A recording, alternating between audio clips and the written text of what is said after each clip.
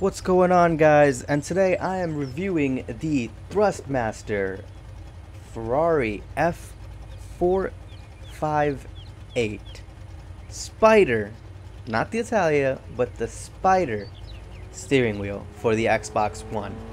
Now, the question is it worth buying? And honestly, right off the bat, I can tell you, no. So, here we have the steering wheel.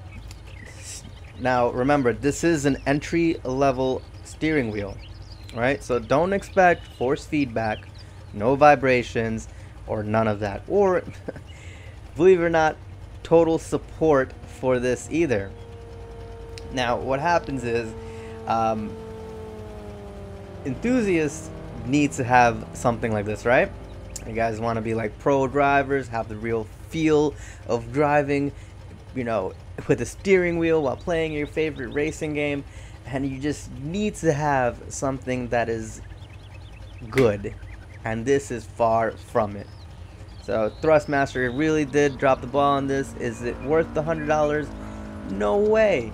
You expect, you know, some people to pay this kind of money for something that, you know, is actually going to be more frustrating than it is going to be fun. You're ruining the marketplace for a good steering wheel. Now, like I said, this does not have force feedback or vibrations. What it does have is this bungee cord system. So you turn it to the right and you get really good resistance right at the end. You turn it to the left and you get really good resistance on the left. It's more of a workout machine than it's a good steering wheel, honestly. This middle portion right here has absolutely no feel to it, completely dead. When you're driving, there's no feedback. There's absolutely no feedback to the driver. It's completely dead. The only sense you do have is the fact that you are turning a steering wheel, and that's about it. Other than that, there's nothing else to it. The buttons, they're great. Come on now, the buttons. They're really good build quality on the buttons. Only was the same for the steering wheel. Buttons are good. You know, you got your A, B, X, Y. This little switch right over here. Pushing it up brings up the menu. Pushing it to the left brings up the map. You want to know the funny thing about that? Well, this button right here, there's a little button right above that, does the same exact thing, right?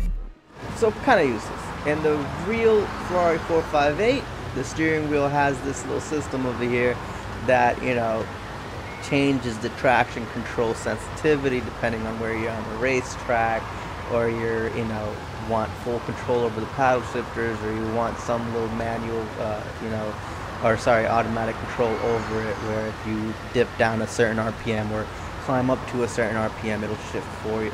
All sorts of different things, but that's in the real one. On this one, this does absolutely nothing that the other two buttons don't do. You got this little button that says engine start on it. Just bring the camera over, a little quick glance on that. See that engine start button right there? Well, that is actually a D-pad. You know what I mean? It's actually it kind of caught me off guard when I first started using it too. I actually thought it was just a button. But yeah, it's pretty cool. What's this guy doing? Alright, now we're doing the right. Anyways, so the game I'm playing in the background is Forza Horizon 2, Storm Island. The expansion pack just came out, so it's actually pretty game fun. Paddle shifters, going into the paddle shifters, they are absolutely amazing. The feel to it really does feel really realistic, and the click that you get when you press it, it's got some oomph behind it. It's really good build quality on the paddle shifters. As far as everything else, the mounting on the desk, it's pretty sturdy. Not so much, but it's there. It's good. It's not bad. And then if we go down over here, you can see the pedals, right? So the pedals absolutely suck. They're so light. I mean, it moves around all over. It is not sturdy whatsoever. In fact, if you see, look, if I try to press the brakes, the entire thing lifts off, off the ground. It's very, very slow. So you press the accelerator and it moves around. It's gonna piss you off. I mean, for God's sakes, I have to put it on the rug, right? Just so it stays in one place. And I have to keep my other foot on it even then, right? It's kind of, it's not fun. It's not fun at all. Not fun. I didn't even realize I was just mowing stuff down over here.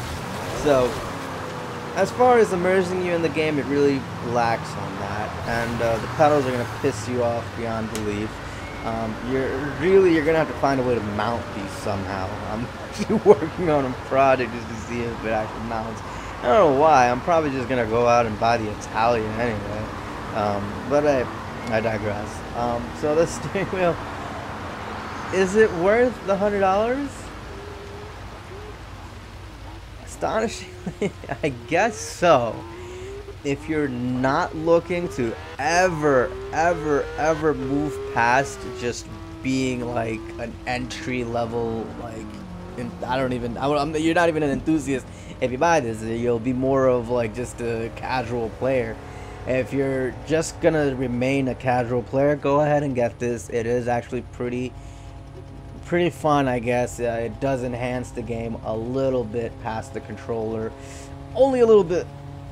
And you're gonna need to practice. I'm gonna tell you that right now. You're gonna have to practice and practice and practice to master this thing. But in all honesty, save your money. Save your money and go out and get the Italia. Thrustmaster is a great company. They make great products. I've used the Italia before. I've used their PC accessories for racing games. I've used a lot of their other steering wheels as well, and they're absolutely great. The accessories that they have are amazing. This one, however, not so much. But don't forget, it's $100. These things are not cheap. They're the technology that goes into building these things are not cheap. When Xbox 360 released their wireless force feedback racing wheel, they lost so much money on it. So you have to understand that these things do not come cheap, because of the fact that not everybody goes out and gets these things. But if people would understand and they would just spend the money, you know, if they really want to, and then just spend the money on the Italia or the higher end versions instead of even spending a dime on these kind of things, who knows? Maybe they'll realize that there's a market for people who want good steering wheels, and they won't even make these crappy ones. They'll just lower the price of their higher end one, so they'll just make more of it, so more people will just end up buying it. It's a scale. Anyway, I'm not gonna get into business stuff right now, but anyways, back to this. Is it worth it? Yes, it is, for $100. Any more than that, no. And if you consider yourself anything more than just a casual gamer, no, it's not worth it either. It's mostly for people who just want to have the feel of a steering wheel, and they just don't want the controller. They just want the experience, but they don't want to spend the money. For me, spending $100 is a lot of money, and spending it on something that's just going to be temporary and I'm not going to get anywhere with it is a waste of money. Well guys, thank you very much. Have a great day.